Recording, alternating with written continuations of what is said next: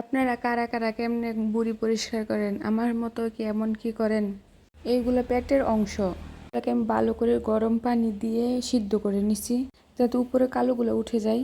ভালো করে গরম পানি দেওয়ার কারণে এগুলো চামচের সাহায্যে হালকা টান দিলেই উঠে যাচ্ছে। এরপরে আমি সবগুলো এমনভাবে পরিষ্কার করে নিব।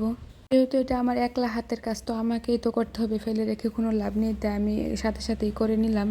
এগুলা কিন্তু রাত্রে পরিষ্কার করতেছি। এক সাইডে আমি রান্না বসিয়ে দিছি এক চুলায়, আরেক চুলায় এগুলা সিদ্ধ বসিয়ে দিলাম। ভালো করে পরিষ্কার করে হলুদ দিয়ে সিদ্ধ করে নিব। খাইতে মজা ওই জিনিসের জন্য একটু কষ্ট বেশিই করতে হয়, এর ফলে একটু বেশি মিষ্ট হয়ে থাকে। অনেকে আবার চুন দিয়েও পরিষ্কার করে। চুন দিয়ে পরিষ্কার করলে হাতের অনেক ক্ষয় হয়, তার থেকে সিদ্ধ করে নিলে ভালো হয়।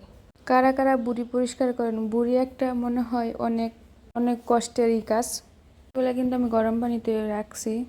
এই যে চিকন চিকন আধগুলা যে আছে এগুলো সিদ্ধ করে নিলাম। আমি তো সিদ্ধ করে ঢেলে দিয়েছি। আমি আমি পরের দিন বানিয়ে নিয়েছি।